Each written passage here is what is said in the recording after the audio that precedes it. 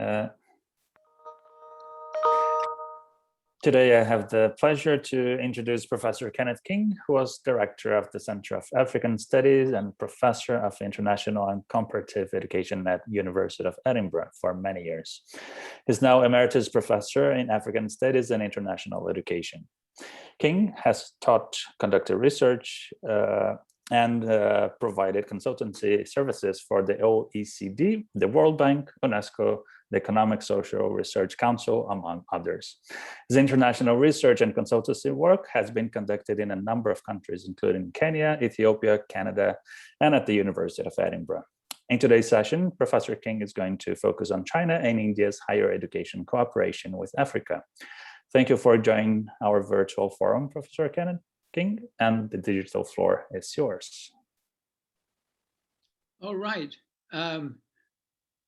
Welcome to you all from Scotland, where if I turn my computer around, you might be able to see that it's green, but very, very cold.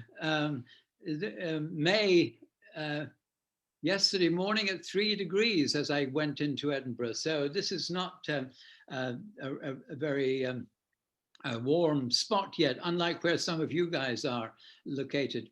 Can we move on to the first slide? I'll give you a bit of background on myself.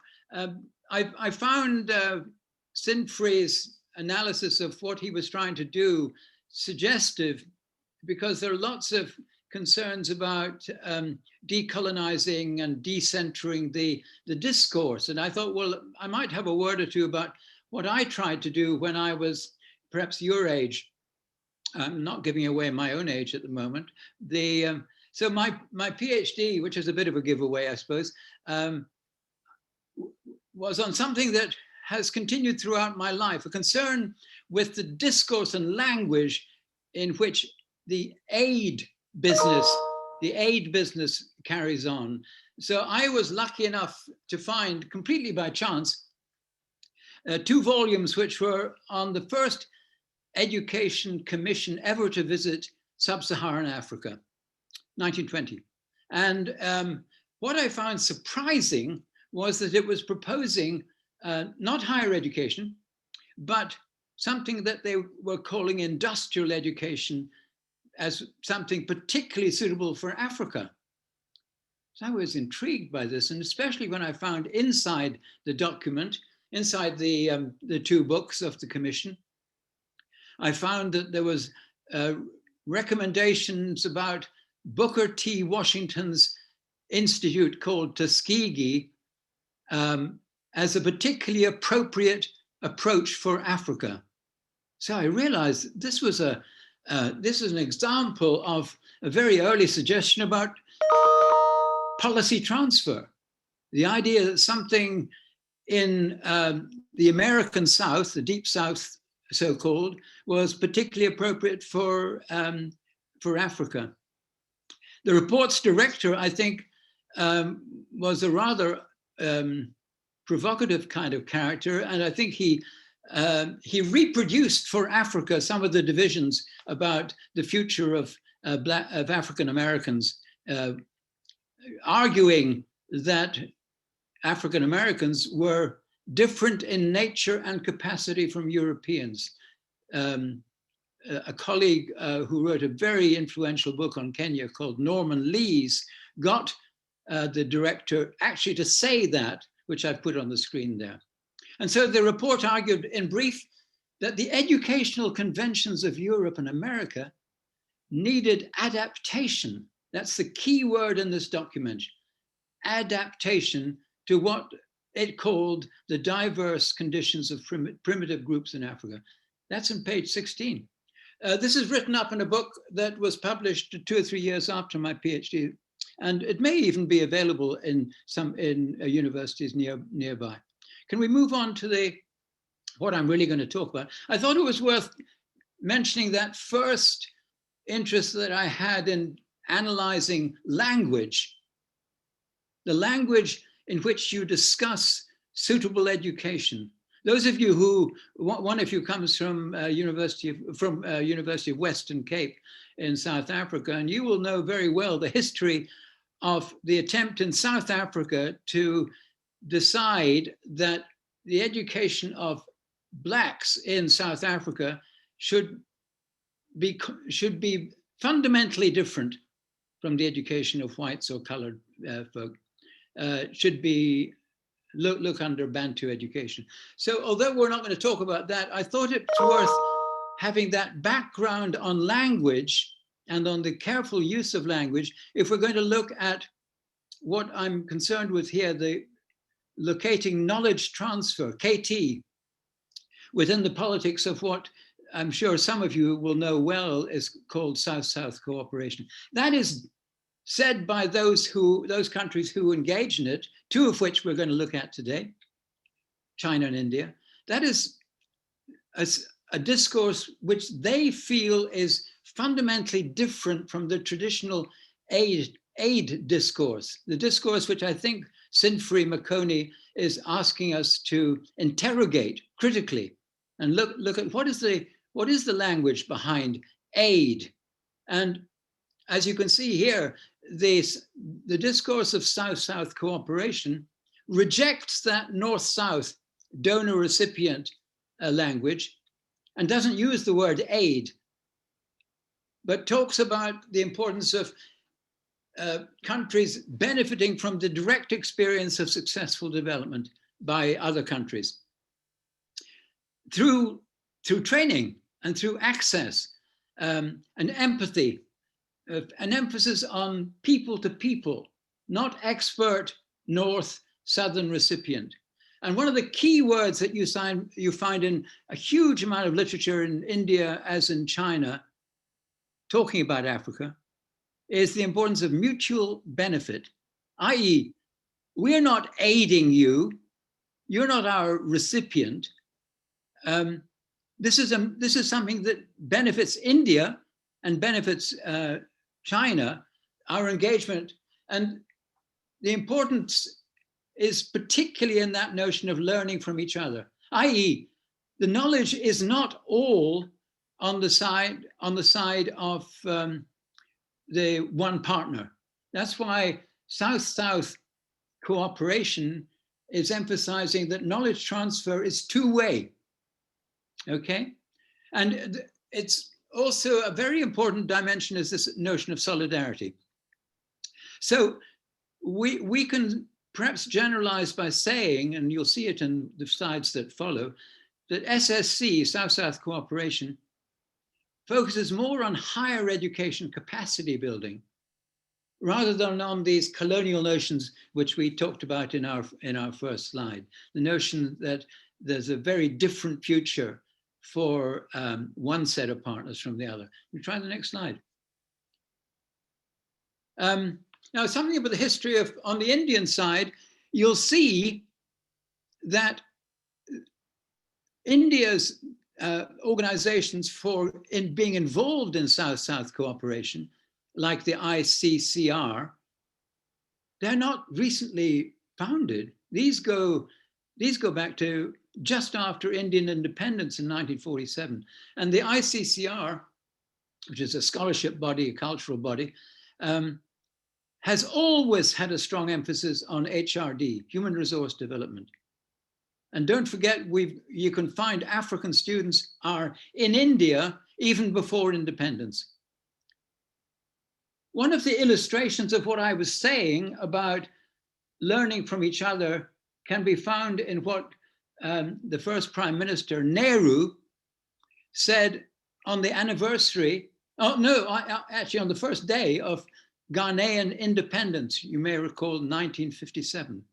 He said, we're going to welcome here ever more students from Africa who will learn something about India, but who, more especially, will teach us something about their own country. Now, I think that's a very important illustration of what we're talking about, learning from each other.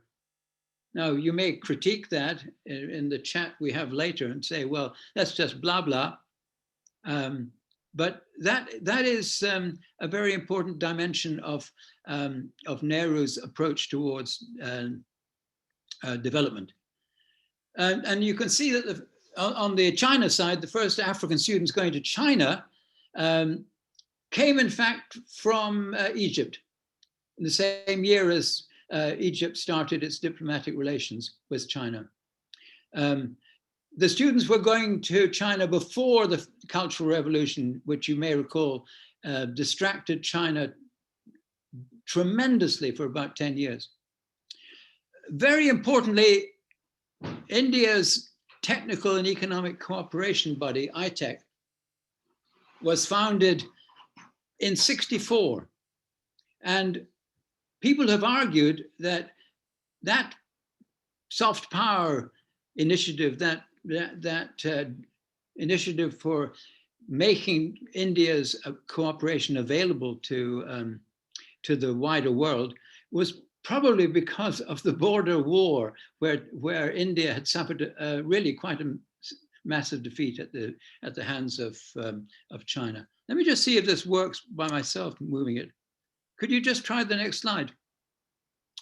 Now on the China side, again, we can go back a very long way to see when they started their principles.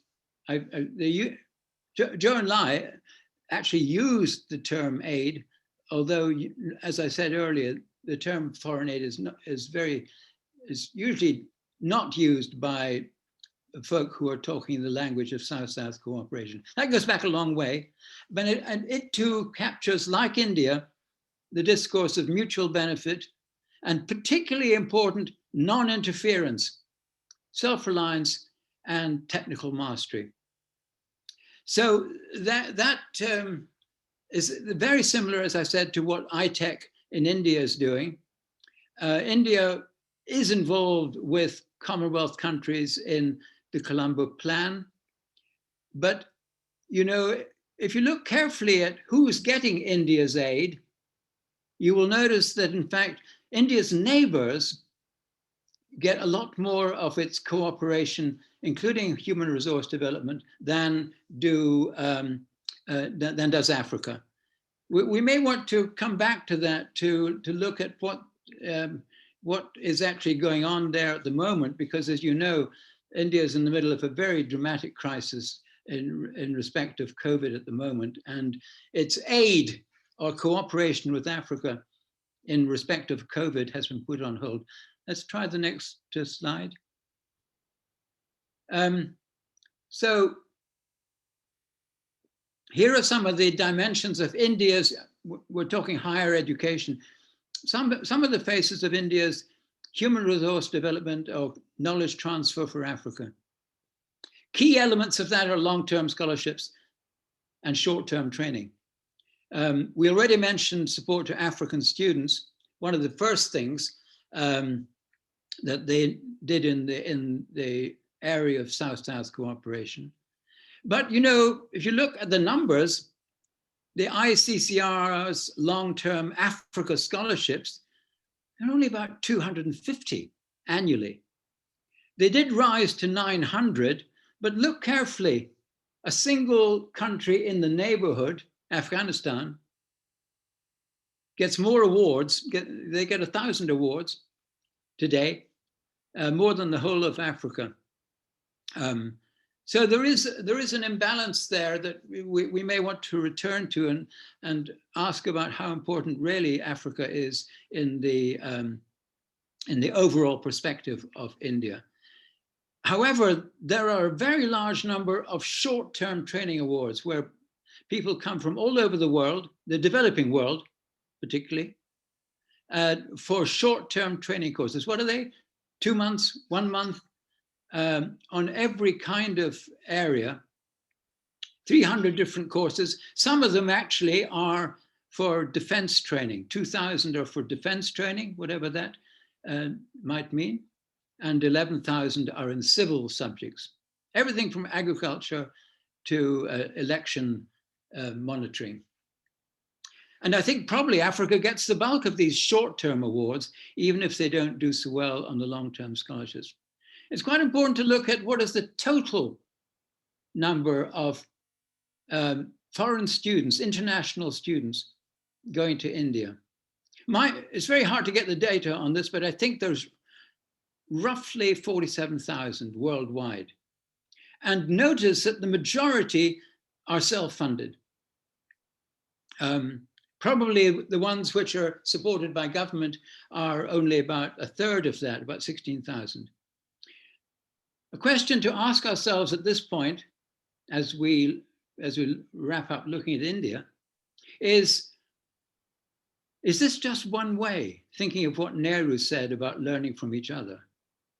How many African scholarships are there for students from India to go and study in Africa?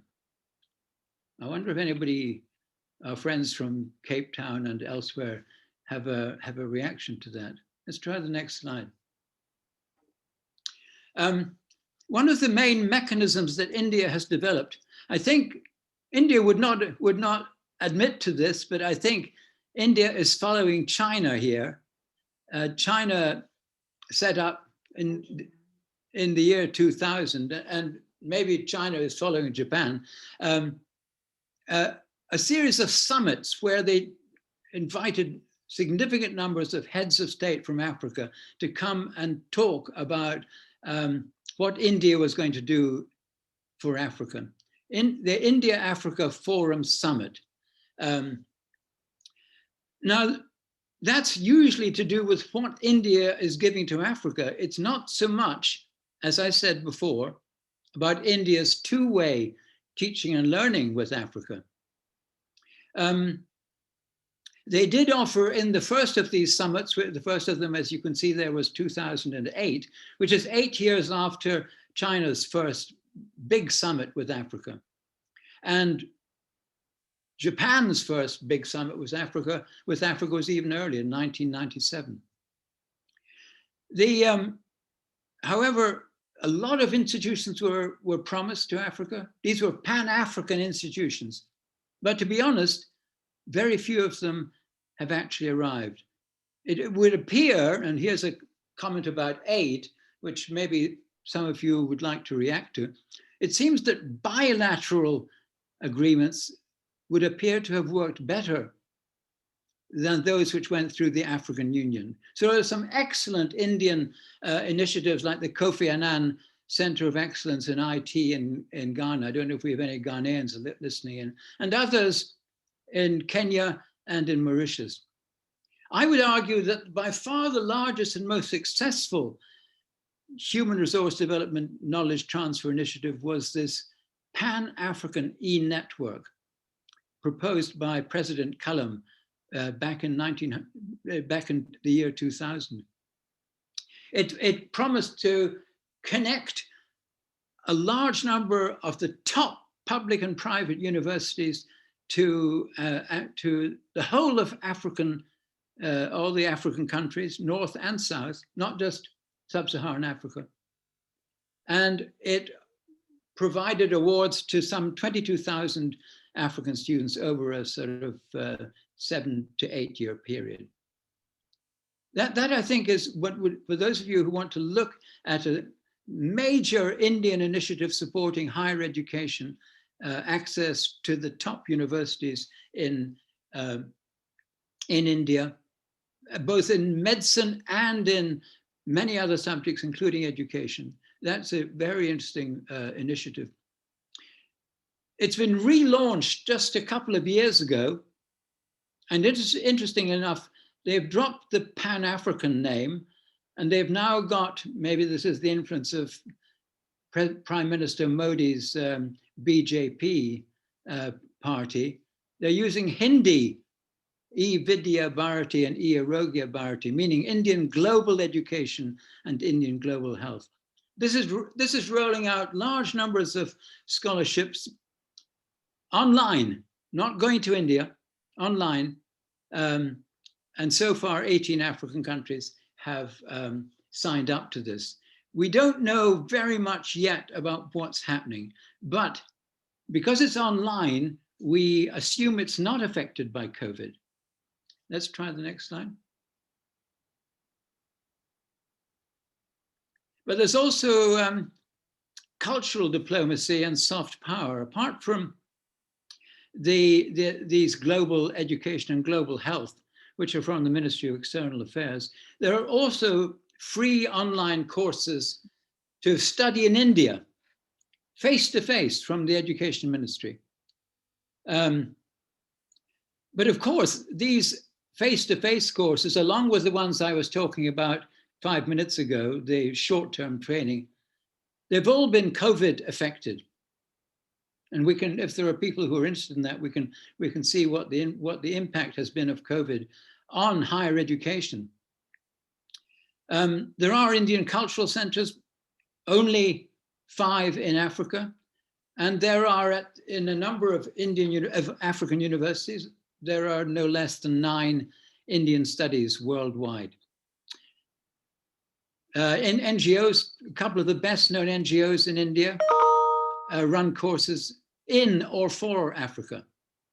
One of the best known is Barefoot College, offering solar power for African women. Maybe it's the case that India's soft power in Africa is better known from its diasporas, the ones that you can find in Durban, in Kenya, in West Africa, and the influence of Bollywood, India's film industry. They are almost certainly more influential than Modi's 10 principles for engagement with Africa, which date back 2 or 3 years. It's interesting also to see, we're talking about about education. India has recently claimed, which is quite provocative, to be the teacher of the world. That's a Hindi word, Vishwaguru. And this has particularly come into focus during Prime Minister Modi's era from 2014. So it may be worth wondering, what is the implication linguistically of claiming to be the teacher of the world? Let's go to China now.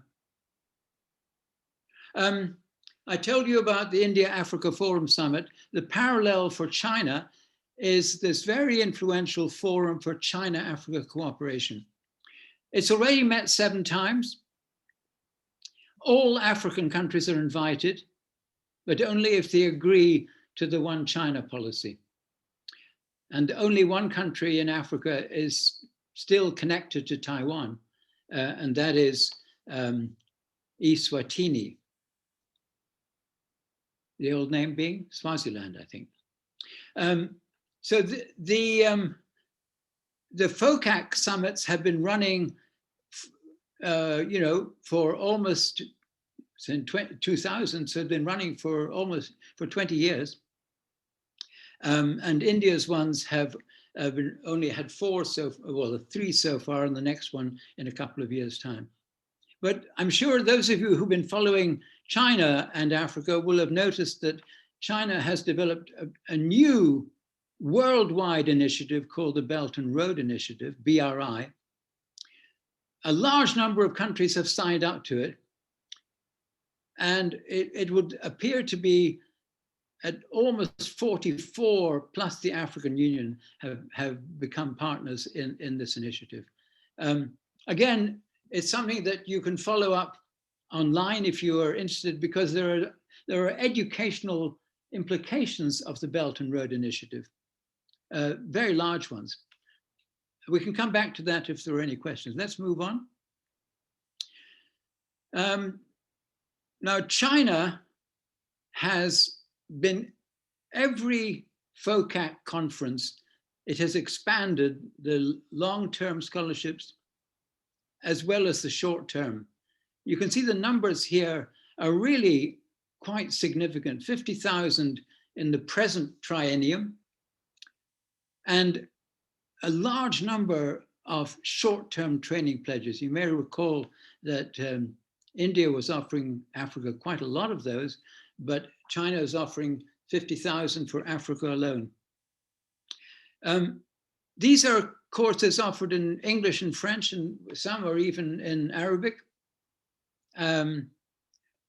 But like India, it is clear that there are more self-funded students going to China, self-funded, than there are scholarship students. So there are, in fact, a very significant number of students going from India, and India and Africa to China. It's interesting that India, which is we're looking at as a cooperator in South-South cooperation, India is now sending more, until the COVID crisis, India was sending more students to China than it was sending to the UK.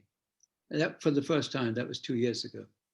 But there's no doubt at all, this initiative of scholarships, which Nehru was so excited about back in 1957, that's been very much COVID affected. Next. One last thing which might be of interest to those of you who are linked, who are actually taking this call from Penn State, is to know a little bit about one of the largest soft power initiatives in higher education that China is doing. They're not just doing this for Africa, they're doing it for the world, not just for developing countries. Confucius Institutes, I won't tell you more about them now, because if you don't know about them, we'll find out in a moment here. There are no less than 62 CIs in Africa, but as probably our friend Bassi in Cape Town will know, there are no less than 6 of these in South Africa. There's 4 in Kenya, and so not every country has got CIs. But what's interesting is that they are not on the high street like the British Council used to be, or like the French Lycée, Alliance Française, etc. They're right inside African universities, including in the university where I used to teach, Nairobi University, and equally where I'm currently affiliated, the University of Edinburgh. We have an absolutely first-rate CI right in the university complex. Now, there's been some China threat discourse recently, and those of you with interest in language will perhaps have been following the China threat. Particularly during Trump's era, the CI's claims to be transferring Chinese language, culture, and history came under attack, particularly in the USA. And US universities were, I think this is correct, were told that they would lose their access to Department of Defense funding if they held on to their CI funding. And quite a number closed, including one of the first to close was the very university that we are engaged with today. Penn State University was the second university to close its CI just after the University of Chicago. We might hear from some of you why this has happened, because it's Chinese aid to higher education, isn't it? But what's worth noticing is that there've been no CI closures, as far as I know, within Africa. I think the last slide. I think it might be worth looking at what is the character of China and India's institutional development across Africa. Some of you are connected to universities in Africa, and you may want to know that China has built several entire institutions of higher education. For example, Malawi's University of Science and Technology. I think that was perhaps what you people in Africa might call the dowry, because when Malawi joined the support to the China mainland rather than Taiwan, I think that was one of the presents that they received for transferring to be linked to the mainland. But they also have given a very respectable higher technical education, which is part of a university now in Ethiopia. And if any of you are from the University of Dar es Salaam, the largest building now on the site of the University of Dar es Salaam is a huge library complex, as well as an entire CI. India has done some. They have built a research library in my old University of Nairobi, and they have built a number of vocational training centers in different parts of the continent. And as I said earlier, they have promised many others, although as far as I'm aware, these have not yet been built. In summary, I would say that if you examine critically the discourse of both China and India towards Africa in the area of education, it is clear that they privilege and prioritize support to higher education. This, you see the scholarships we were talking about, the short-term training, the Confucius Institutes. These are all at the level of higher education. There is very little support that I'm aware of that is perhaps classroom-based primary education, the kind of thing that people are, many northern donors, we've got somebody from Norway here, Norway, Britain, in supporting the Sustainable Development Goals, even though those cover primary, secondary, and higher education, a lot of Western donors still are talking about support to basic education in Africa, on perhaps a different ethic, a different discourse than China and India. But we can talk about that perhaps in what is to come. I should mention that the Confucius Institutes, although they offer training at the university level, and many thousands of African students go to China for short-term as well as long-term training as teachers of Chinese as a foreign language, not English as a foreign language, which I trained in myself many years ago, but Chinese as a foreign language, because at the moment, the 62 CIs that we were talking about are still largely being taught by volunteers and linguists from China. But that will be in the long run unsustainable, because don't forget, there's 500 CIs around the world. So China, even though it has huge resources, it cannot sustainably support the number of teachers that would be required to keep all those 500 CIs going. So what they're doing is also, many of the CIs in Africa have got what you might call branch plants, where teachers are going out to the primary schools and in some cases secondary schools around the university to encourage students to get their first interest in learning Chinese. So these are not just situated as an island within the university. The great majority of these CIs have got an extension project out into the primary schools and secondary schools around them. So it's a complicated story. There are many other dimensions of higher education that we could probably look at, but as I'm at 40 minutes now, I think I better draw this first part to a close. Go to this last slide and you'll see some of the literature that you might find interesting. Those of you who are interested in looking at the education dimensions of China's enormous Belt and Road Initiative should examine that document, which is in English. If you put that into your search engine, you'll get a fascinating account of how the Belt and what is the education side of the Belt and Road Initiative.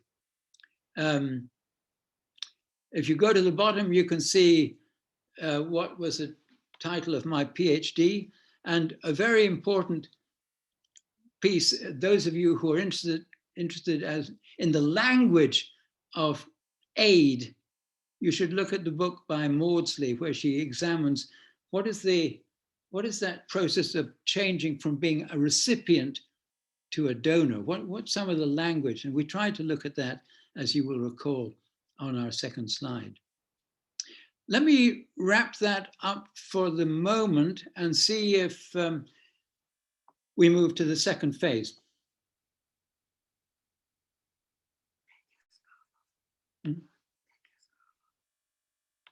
Hi. Okay, thank you very much, Dr. King. So we'll now invite Dr. Marconi to put across a couple of questions to you. Sinfrey? I wasn't sent these questions in advance, by the way. No, the questions are not difficult. They're just meant to generate discussion. Yes.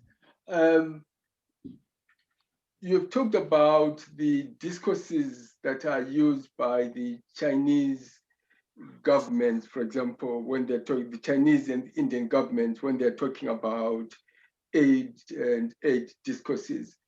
And what are the discourses that are used by the African governments in their engagement with India and China? What do they say they're doing? Mm-hmm. So, for example, the Chinese government may say it's people-to-people, strategic partnership, etc. Yeah. But how are these discourses framed by the African government to reflect their own views in terms of engagement with India or China? That is in fact a very key question, and it goes back to what I was saying about whether the people-to-people engagement that I was outlining there is actually two-way rather than one-way. I mean, how much do we know about the African take on Chinese aid?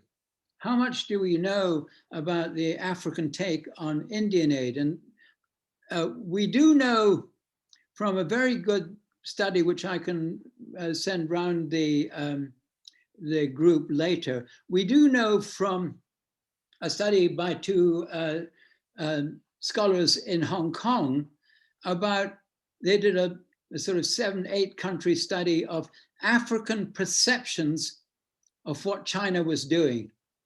Not, of course, just on higher education, but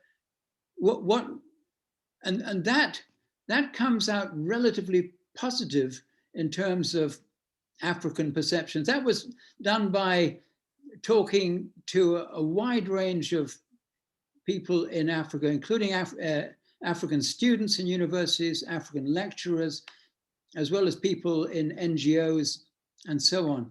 But what we don't yet have is any parallel of that attempt to, and that, you see, that isn't the same as saying, well, what is the terminology used to say that to say, as our two colleagues from Hong Kong said, that the people who were interviewed are very positive about what China is doing in Africa. That's different from actually capturing the language used by people like our friend Bassi in Cape Town or others to describe. I mean, we've all heard a little bit about China's presence in Africa being an imperial project, you know, it's being another colonial project and so on and so forth. But a good deal of that language is not scientifically or carefully brought together. I don't know whether our colleagues who are in Africa at the moment, like Hugh Traps Lomax and others who are in on this call, would like to comment on this. But my sense is that we have a great deal of what we have been looking at in the last 40 minutes is what India is saying it is doing in Africa, and what China, through FOCAC, has agreed to do in Africa, but and even, of course, if those agreements are jointly agreed with highest level of African statesmen, it's not quite the same as answering your question. It's not giving you, that's an agreed discourse, the kind of agreed discourse coming out of a high-level meeting, but it's not the same as hearing how people within Africa, what are the parallels to what India and China have captured, in which they talk about those things that we were looking at: solidarity, shared identity, mutual benefit. So I think one thing that comes out of your question might be the need for a really interested scholar or two from Africa to look at this and try and capture particularly the language in which people are talking about the benefits of what India is doing or China is doing, or indeed Turkey, or you know, how uneven is this relationship? How one way is it? We don't know enough, I would argue. I've looked quite carefully for this kind of information, but I find it difficult to find. Okay. Thank you. Yes. Mm-hmm. My next question is this. When you consider the Indian and Chinese engagement with African higher education, which of these two models, if I can just be sort of very naive and ask, which of these two models would you prefer? Which one of these two models do you think, from your experience as a specialist in education, is having a more beneficial impact on Africa? If you look at the two models, from your own experience, if you were advising these two countries, drawing on your vast experience as a consultant, which of these two models do you think is more beneficial to Africa in the immediate and in the long term? I should ask my wife as well, who's sitting right next to me here. Yes, bring it so that it becomes a domestic thing. It helps, yes. See her there? Yes. Mm-hmm. That's another good question. Do you want to answer? Yes, feel free to answer. Yeah. Let me. I would say that it's actually not so much as saying one model over the other, but saying, look at what your needs are. Look at the model that is, or the models that are being offered to you by each country, and pick and choose what suits you best, and keep engaging with that in order to refine it and make it most beneficial to your citizens and your country. And I think, you know, the earlier question that you asked was that in the beginning, I think the fact that there was a diversity of aid available to countries in Africa that previously had relied upon Western sort of models, this soon raised questions in different African countries about, well, how does it work for us, particularly amongst younger scholars? And I think that's a question that needs to be pursued constantly, because circumstances change. And I think that sometimes, I mean, I think the thing is that most African countries have felt that they prefer having this diversity, and as they feel strong in themselves, they can pick and choose what suits them best. But there are still concerns that, you know, whether it's China or whether it's India, but particularly China, I think that you could, you know, the countries in Africa could end up in the same sorts of issues about, you know, either running into debt, because you may start off with grant aid but it then, you know, turns to actually borrowing and so forth. So I think that this is an ongoing situation, and I hope that today scholars and politicians and so forth in Africa are more attuned to how to respond to serve their own needs. I guess you could also, adding to what Pravina has said, you could say that at one level, India and China are offering the same thing. They're offering access to Indian and Chinese higher education. And they're both offering long-term and short-term training. Now, okay, maybe China is offering more than India. The interesting question is perhaps, do African students from different language backgrounds in Africa, do they prefer to go to China or prefer to go to India? Or to India? And you know, it's extraordinary how rapidly China has made it possible to study in English. You can do a medical degree in the top universities now, and so the one part of the model, your question about which is preferable, India offers this access both to online and face-to-face, and COVID has shown us that if you have a really robust online program, it'll be, you know, Bassi from South Africa, that your fantastic Open University in Pretoria has been a flagship for people getting access to higher education.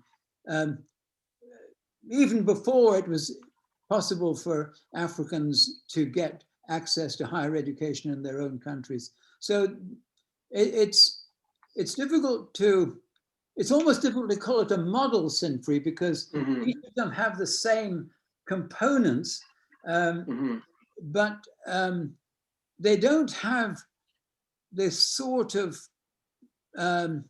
priority setting that goes on in, well, in Britain before its disastrous reduction in its aid budget, where Britain was emphasizing female education, access for girls' education across Africa. You know, huge amounts of money were being transferred to that. You can't find that kind of modeling either in India or in China. But you've got a parallel outreach in the area that we're talking about this afternoon, this morning rather, in your time, in access to higher education. And India does not have any equivalent of the Confucius Institute. They have these chairs of Indian studies. They're basically offering Hindi and Sanskrit and Indian history, and they're very small numbers. But there's no parallel promotion of Chinese language. Now, since I mean, I think our friend again, Bassi, will know that in Cape Town, there are now degrees in Chinese. Same in my old University of Nairobi. You can now do your BA with an honors in Chinese, in Mandarin. And the person in charge of the Chinese section of the Foreign Languages Department of the University of Cape Town is a guy from China who used to be in charge of one of the Confucius Institutes in South Africa. So there's a key moment for China to continue to promote. It's an enormous, those of you who are language people, like I think quite a lot of you are, I've always said this is the largest language project the world has ever seen. The Confucius Institute, right across Europe, Russia, South America, Africa, the Middle East, every part of the world has got Confucius Institutes. It's an enormous project. And if it is the largest language project in the world, what is interesting about it is this, is that it appears from the little that I have read, that what the Confucius centers try to do is to use the same language teaching materials across the board. So it's not like you adapt the language teaching materials depending on whether you are in Russia or Kenya or Cape Town. You just use similar language teaching materials. And then I think what also tends to happen, which is a point that you raised, is that is the Chinese who are teaching Chinese to more or less everybody, which is a bit of a different model from what was happening with English, French, and other languages, where, for example, it might be the non-native speakers teaching non-native speakers, right? But in most cases with the Confucian centers, it is the Chinese who are teaching Chinese to other people, right? Except that the biggest training dimension of the CI is the massive training of teachers from Africa to teach Chinese as a second language. Really thousands of people have benefited from. Okay. So and even in the country that I know best, in Nairobi, there are people who have come back from learning how to teach Chinese as a foreign language and who've set up Chinese teaching centers in Nairobi, outside the university. Private. But so the process of following what happened with English language many decades ago I think is being followed by the Chinese. They're aware, as I said earlier, it's unsustainable to have it depending on Chinese people. Yeah. Okay, good. Right, let me stop. I can always come back. Basi, are there any other questions from anybody who wants to ask? Okay, so colleagues, the digital floor is open. Thus far, there are no questions. Excellent. You want to ask a question? I want to ask a question. Yes. I wanted to know whether the majority of people who are sitting in on this are really people with an interest in language and linguistics, people like my good friend Sinfree or my good friend Traps Lomax. Is this, because looking at some of the earlier presentations in your series, I saw an interest in language and in the changing of the discourse from so the words like decolonizing, changing the discourse about aid or changing the discourse about education. So I was just interested to know whether those who are sitting in PSU are language people, or are they studying African-American history and politics or whatever? I don't know. It's a fairly heterogeneous group. There are some more interested in language, others in the intersection between language and politics, and others are just interested in issues about the global south, etc. For example, why your presentation is interesting is that it provides some dimension and insight into the complicated role that China is playing, China and India are playing in Africa.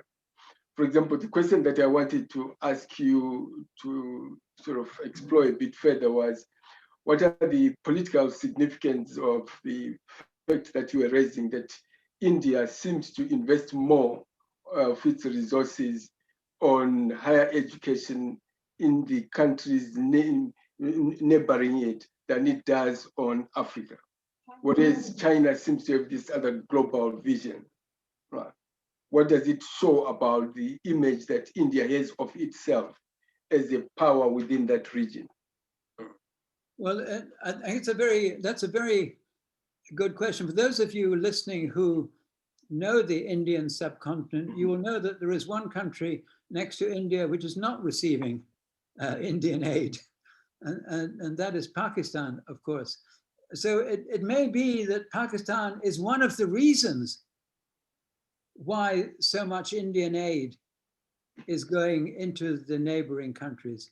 I only put that out as I haven't discussed that with people who are experts on India, and I don't know whether Pravina would agree with that, but I think the Pakistan factor is probably important in understanding, but also when you look at how much support is going into these quite small surrounding countries, you have to anticipate that one of the reasons is China.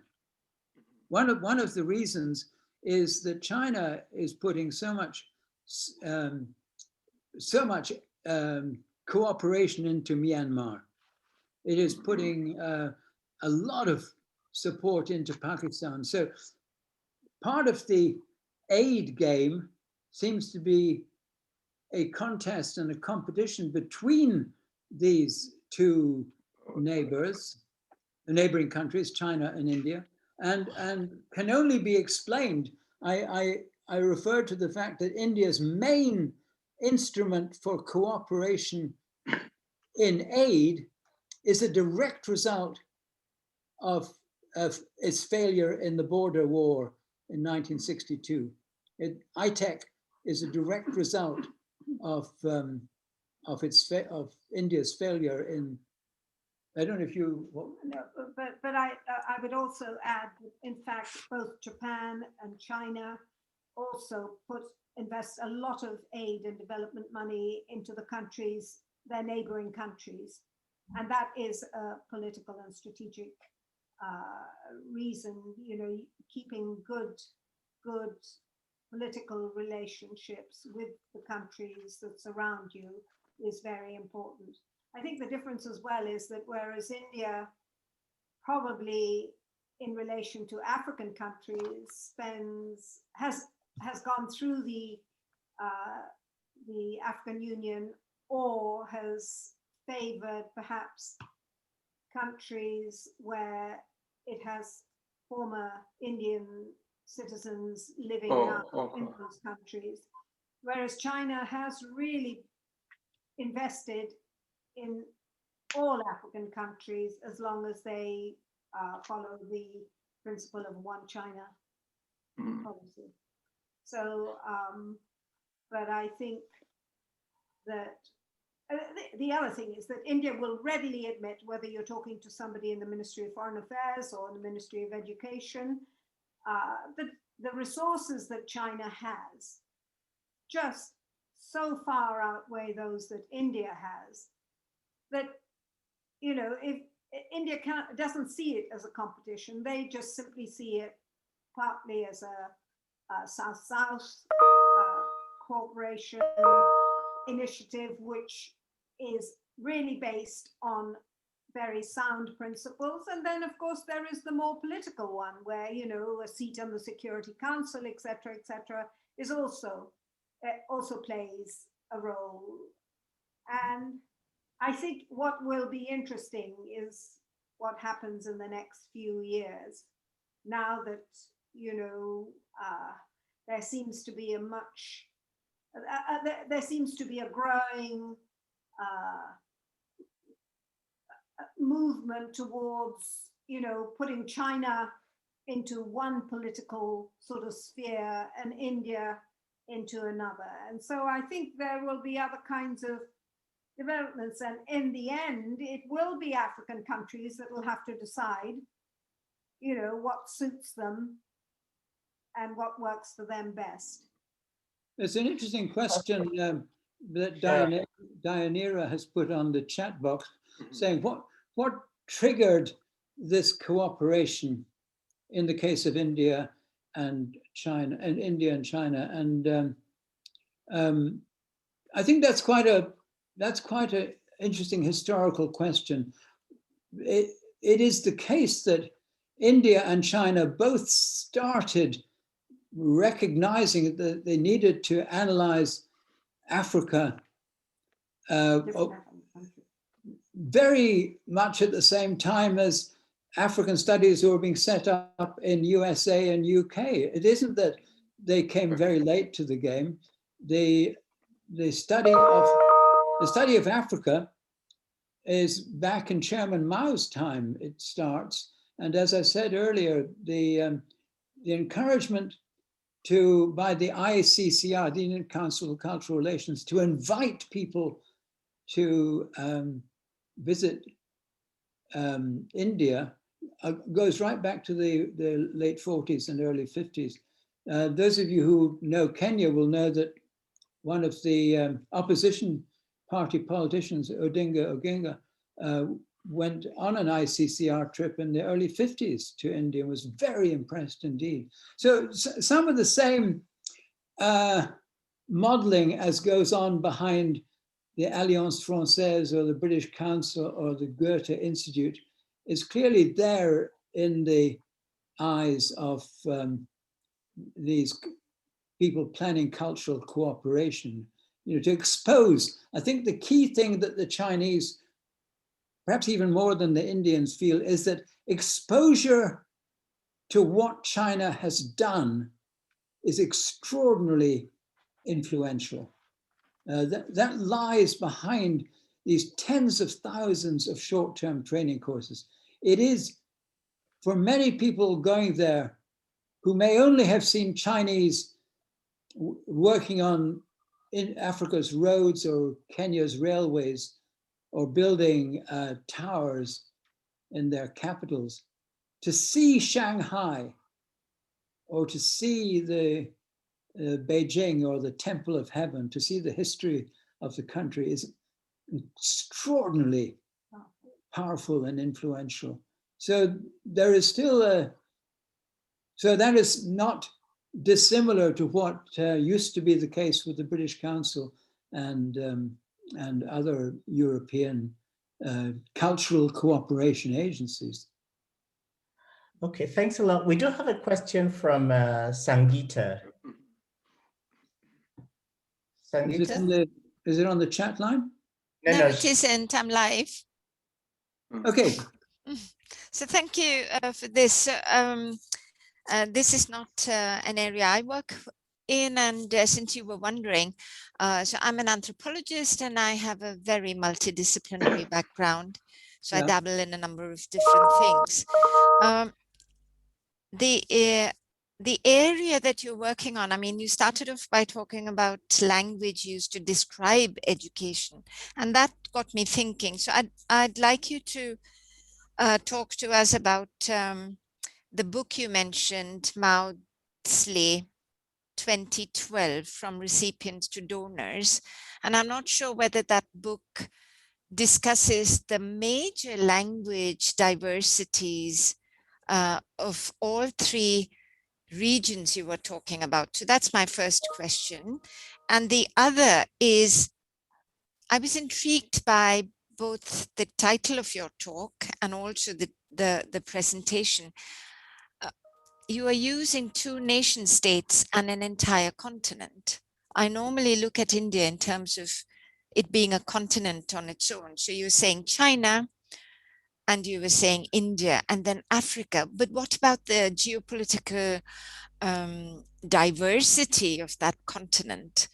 Can one use these three as units of analysis, or would the diversities, and particularly the linguistic diversities, enable and disable India and China's engagements there?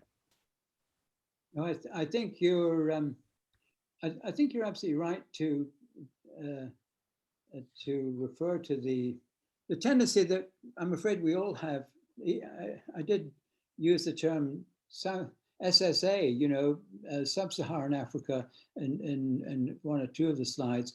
But even there, the diversity of what is present in those sub-Saharan African countries is such that those of us who know a fraction about one country know how even that country with its multiple languages, the country that Hugh Trapps-Lomax is in at the moment in Kenya is the only one that I know a little bit about. But the linguistic diversity there is quite extraordinary. And so as is of course China, and as is of course India. These are linguistically extraordinarily complex countries, and you know, I think it's the case that Emma Maudsley, whose book From Recipients to Donors you were asking about, I have it behind me in my library, and I will check right away to see if she has paid attention to this language. She's paid attention to the language of the northern donors and the way that they characterize their aid, and she's tried to capture and generalize, as you point out, generalize about what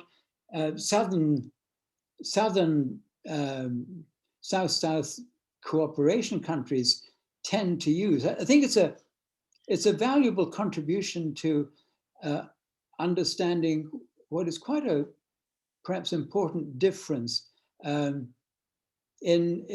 approach to this complicated thing, the three-letter word, aid, you know. But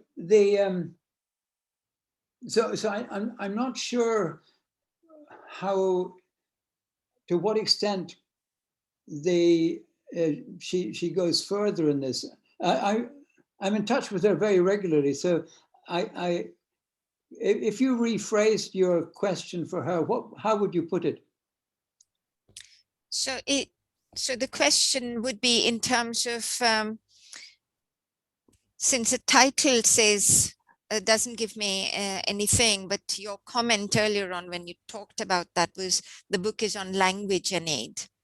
And for me, that would be that the linguistic diversity, as you point out, in all these regions, how would they enable us to understand the relationships that have developed or that have the trajectories and their influences? Like a comment that was made earlier, capitalism is entangled with this continuing hegemonies that you were describing. So how am I to understand that the different named languages of these three regions enable or disable what we are seeing? So that would be my specific interest in trying to understand. I'd be very interested to hear her reaction to that. I mean, sorry, Pravina. No, I was just, I'm just trying to think through the question that you're asking. And it's a question that is one that all countries have had to ask for themselves, both internally, because, there are languages that are privileged in India above other languages. And so you have the same kind of question arising. How do you then, as a citizen of India, engage with the wider events and activities and offerings that that country and nation offers you? So that you have a system where different states can offer their own language, but you also have Hindi and you also have English. And so in the same way, I think that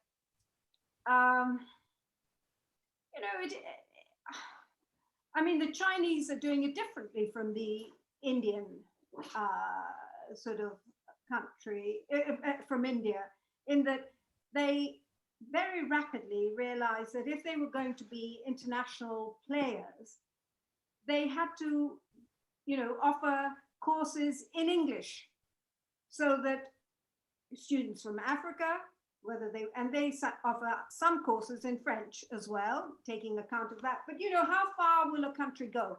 I mean, the assumption is that you, as the incomer to the processes that are being offered, will have to adopt either Mandarin or English. Increasingly, you will be able to follow English. Perhaps increasingly, they may widen their courses in French. But at a certain point, they will, you know, they will say either you qualify to come to take these courses or not. That's the reality and the truth of the matter. And then it is up to each. I mean, we've talked to African students from different countries in Africa who have gone to China and who have perhaps initially gone to study, say, politics, but then end up actually being interested in pursuing Mandarin because they realize that this offers them opportunities to understand this extraordinary culture, but also how it relates back to their own. And so I think that in India, exactly the same thing, but on a much smaller scale. You know, students who come to Indian countries, if they go to Andhra Pradesh, they study in English rather than, you know, so I think that it's a very, but then some end up learning, you know, Telugu or Tamil or whatever the language may be that is relevant to the area that they're studying in. So I think that, but English, and part of the reason why the Chinese are offering Mandarin is they hope that people, you know, that it will become equivalent to English in the end, that because they are so widely spread with their Confucius institutes and Confucius classrooms increasingly, you know, that people will sort of feel it worth their while to learn. In fact, historically, as you probably know, any student going to China on a Chinese Scholarship Council award, the first year was simply learning Mandarin. And it was assumed after 1 year that you would continue your studies in Mandarin. That went on for quite a long time. And it's only in the relatively recent period, I say the last 10 years, that universities have, you know, major universities and less well-known universities have offered their courses. And that means that there's less of an impact doing it in English, along perhaps with other international students. So originally you had the foreign students in the same classes as the Chinese students.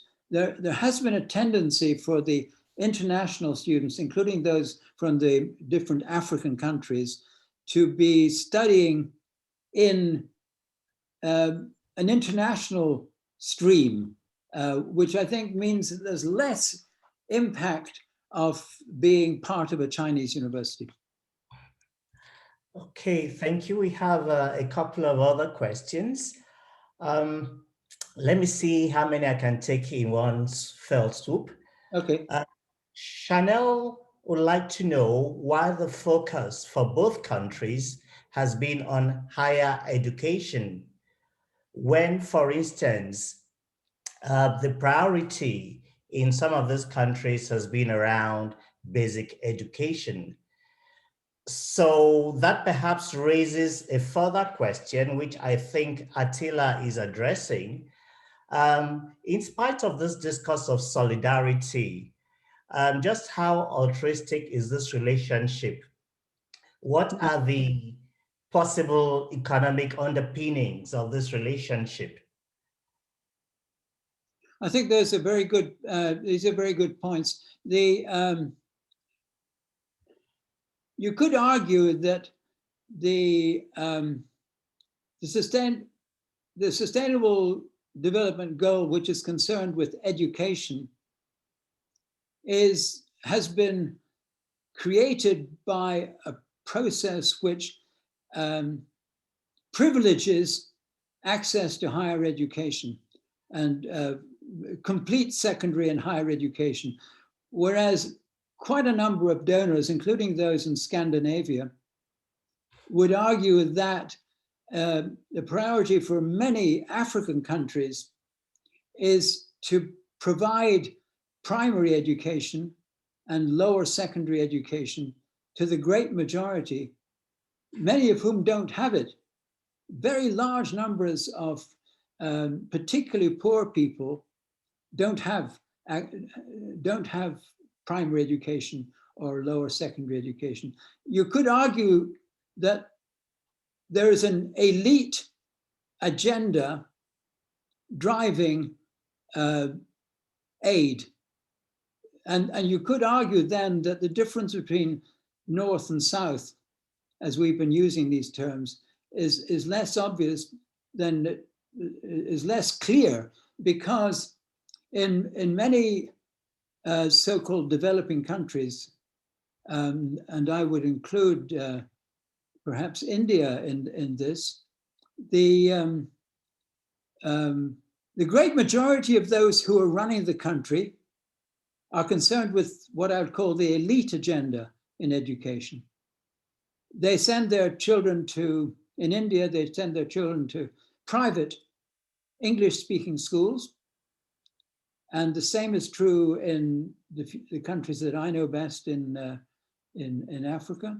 So the very people who are agreeing to the agenda for international aid, including aid from China and India, are concerned with access to higher education. I'm afraid that's a rather brutal situation, but there are very large numbers of people who have not had full primary education, and not to mention full secondary education. But the agenda of the SDG, which is on education, makes it clear that we're talking about full secondary education, technical vocational education, and higher education for all. That should say the term for all. So that is being proposed long before the majority of the population have completed their, in many cases, not the case of the most advanced African countries, but in some particularly countries in Francophone Africa, the situation is still very, very poor for the access to full primary education. All kinds of problems related to that. What was the second point that you made? Why is higher education being privileged by China and India? I think we've partly addressed that. It is perhaps connected to also to the fact that India and China are involved in economic investment in Africa, and therefore they have an interest in people not just coming back to teach in Confucius institutes. They have an interest in people coming to work in Chinese companies and in Indian companies. All the major Indian multinationals are present in Africa, and most of the major Chinese state-owned companies and private non-state-owned companies are present in Africa, and they also have the need for highly trained African workers. And so the big telecommunication companies like Huawei run training colleges all over Africa. These are training colleges for people to work in. So that dimension of the economy and the link to the economy is hugely important. So you're absolutely right to raise it. It's a very important, and they're not interested. Those companies are not interested in very basic education and basic skills. They're interested in high-level skills and higher education capacity. So there's another agenda there. Okay. All right, so Stephanie comes at this from another perspective. She wonders how much of African languages or language studies are present in Chinese higher education. So you spoke about the presence of Chinese language studies in Africa, but how true is the reverse? And she gives an example of a master's student of hers who is working on a Zulu Mandarin textbook. But notes that this is a very, very rare exception. So how much of African languages and so on do you have in China and in India? In Zhejiang they have. So certainly in the universities that we have visited, and we've tended to visit those. I should explain that every Confucius Institute, unlike Britain and France, every Confucius Institute in an African university, and same with the rest of the world, has a partner in China.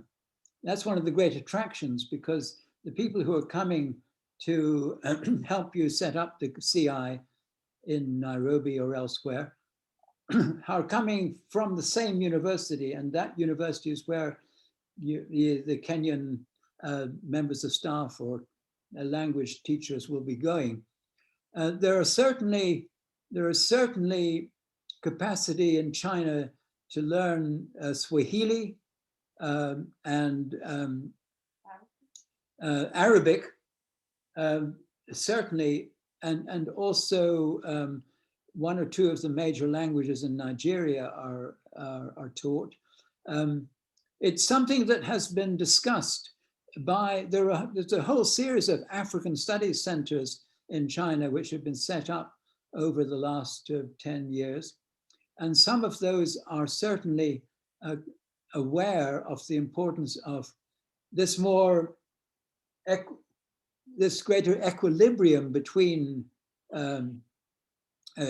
China and African countries. And in particular, the Belt and Road Initiative talks about the great importance of not just bringing top students to China, but China learning about the language and culture and language of the countries on the Belt and Road. Now, this is discussed a good deal in that document, which was on the last page of my slide, the education dimension of the BRI. But a very important part of that dimension is China saying, we're not just in the business of promoting Chinese, we're in the business of getting our best students to learn the languages of the countries on the Belt and Road path. And as I say, I mean, you can say, oh, we don't believe that, but that's a very important document. And I would suggest that those of you who are interested in language and culture might want to tease out from it what are the implications of exactly what it says. It's a very bold vision for two-way learning, for the very thing that Nehru was mentioning in our first or second slide.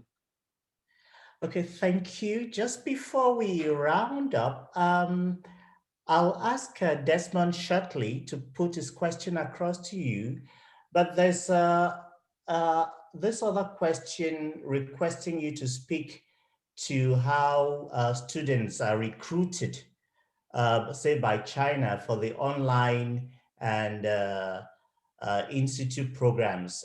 Students pre-selected in African countries, or do they apply independently? Well, there's two kinds of students, as you know. There's the self-funded students. All they need is a China visa. And those are very easy to access compared to the process of trying to get a student visa to come to the UK. They are extremely easy to get in the Chinese embassies of the great majority of African countries. If you're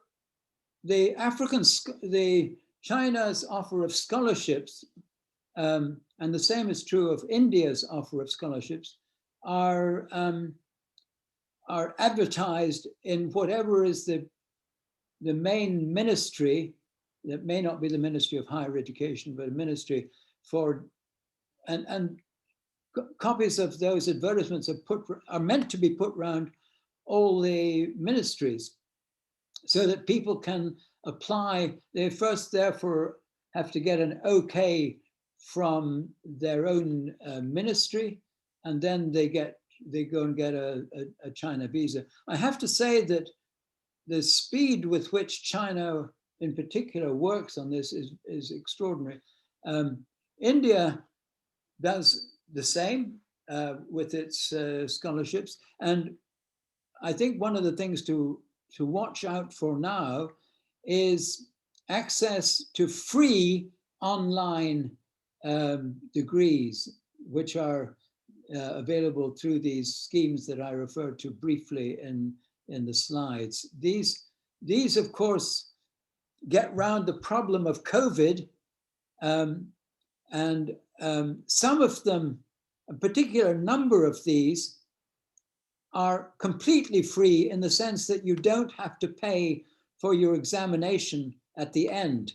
There's, I think, from memory, 16,000 of these degrees through the new global education mechanism are completely free. With others, you may have to pay for the examination fee, and examination will be taken in the Indian embassy or in a designated place within your country.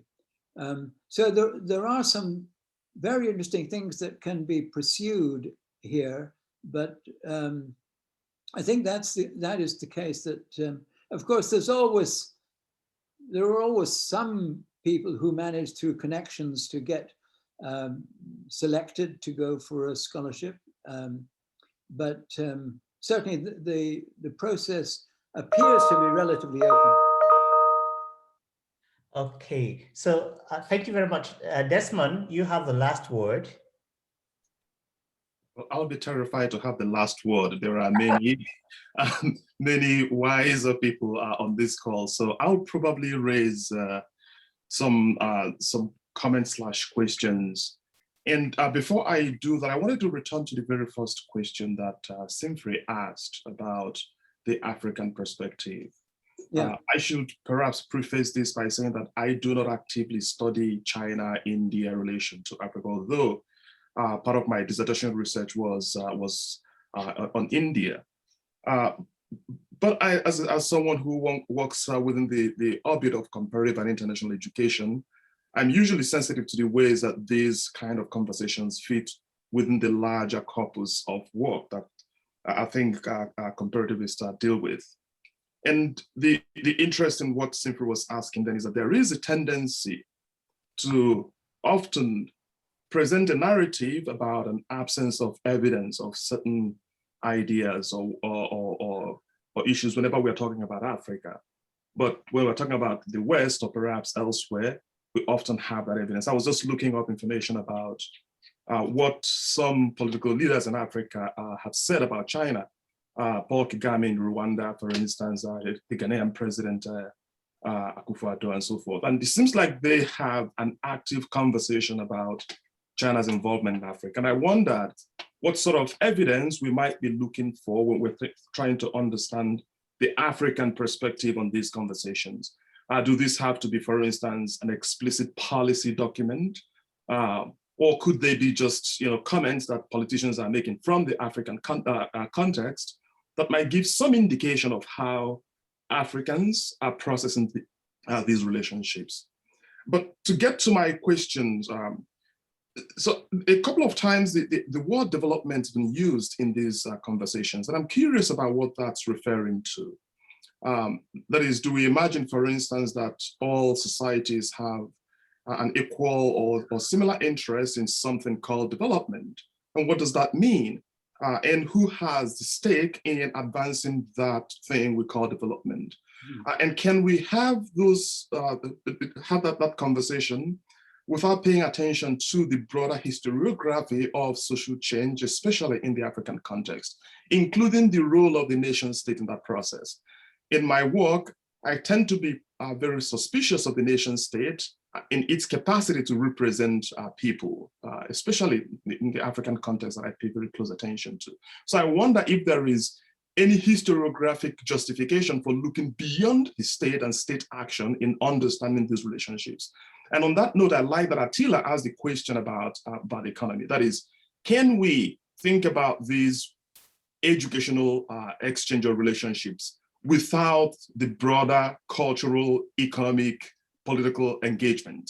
Or is that just one part of a larger corpus that we can understand better if we situate it within a broader historical context? Thank you. No, you're Odugu, you're absolutely right.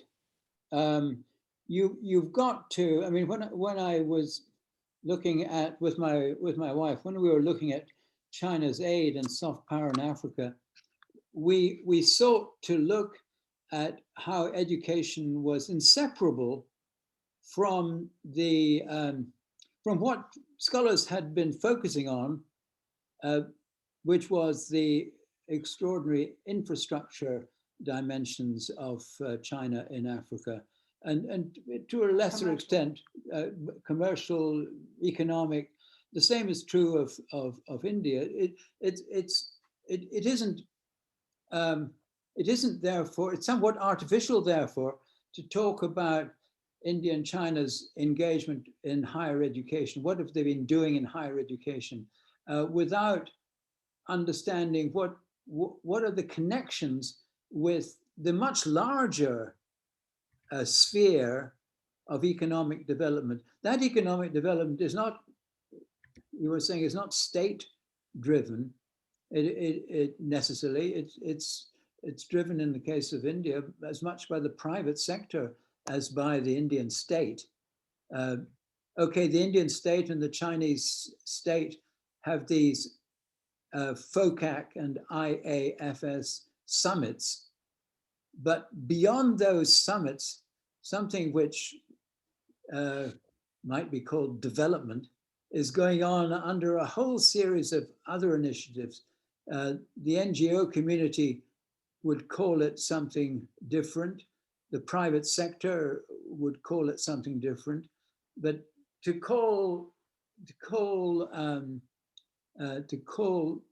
assume that development is something which we have a shared vision of is highly problematic. I mean, highly problematic. It's as I think you're raising. I mean, beyond the state, what is going on in the aspiration of thousands of individual families to gain through self-funding, Harambee, as the term that you probably use if you come from Kenya,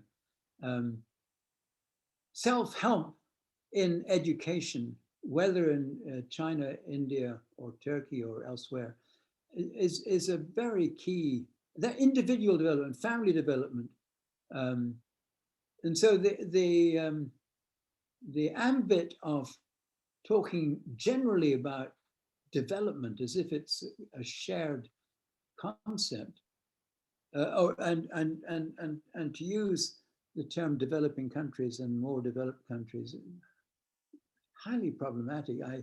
As problematic as talking about emerging donors.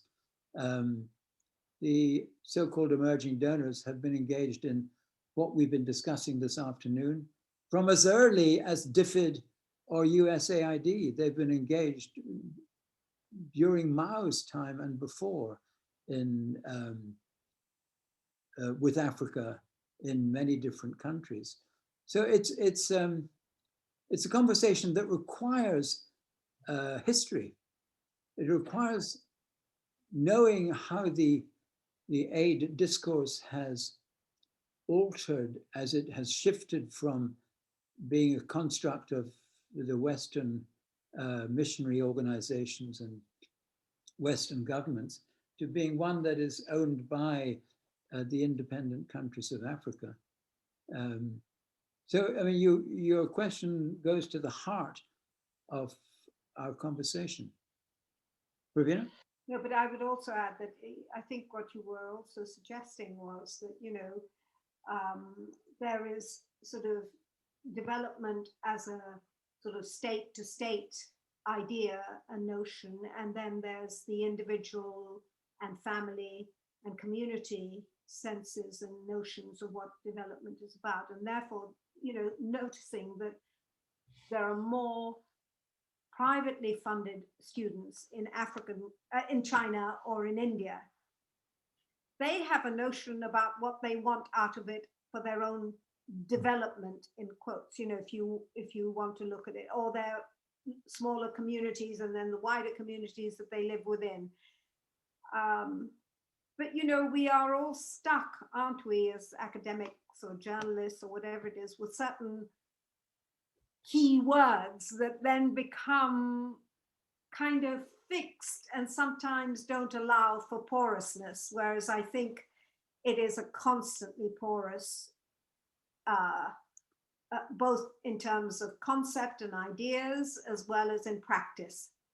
And it changes and reflects, you know, nation states, which you don't like very much, as well as individuals pushing their own ideas about what it means to them to be fulfilled, economically independent, economically strong individuals. And, you know, if I might just take a second to just put a fine point on something I think I was raising. Maybe it will elaborate the larger point. And that is, you know, my suspicion of nation state is not, I don't recognize its potential to do a lot of good.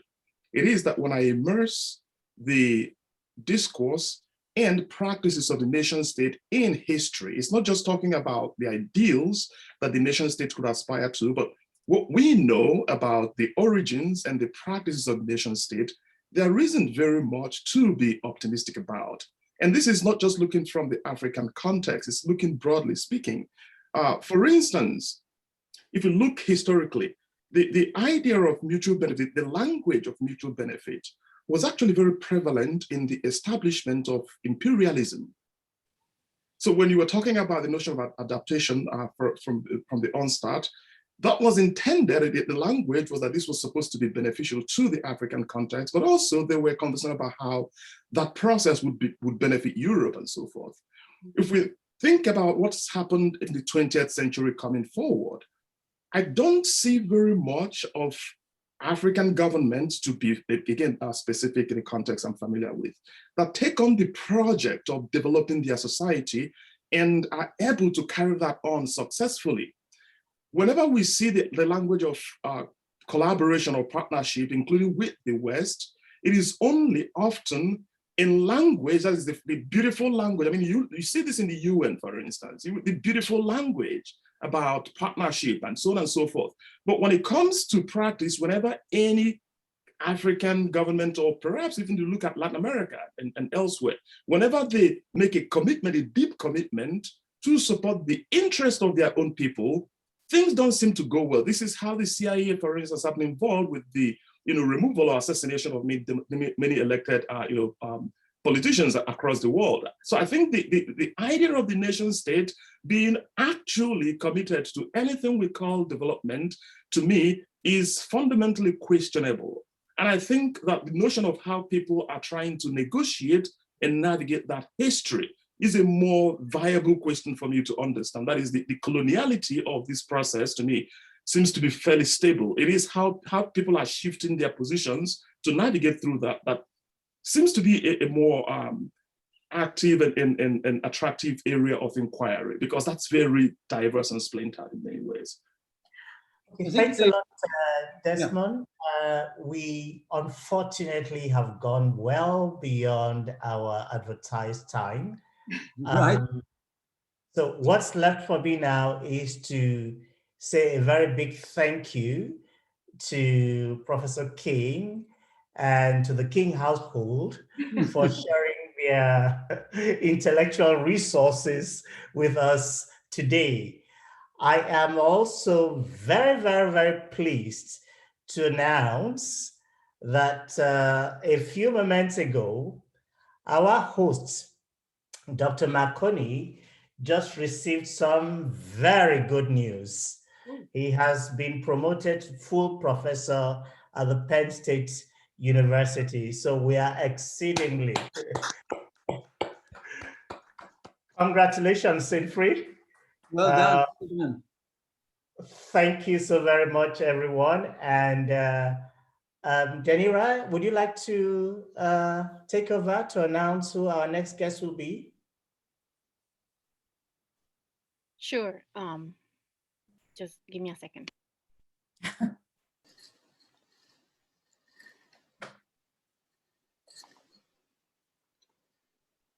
Oh, I'm also happy to announce it if you don't mind. Go ahead. Thanks a lot.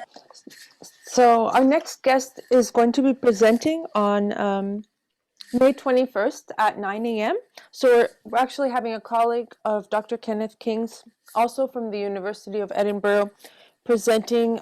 His name is Dr. John Joseph, and he will be presenting on his book entitled Language, Mind, and Body, A Conceptual History. So many of you may know Dr. John Joseph from his attendance at the forum, and so we hope you can all make it to the session.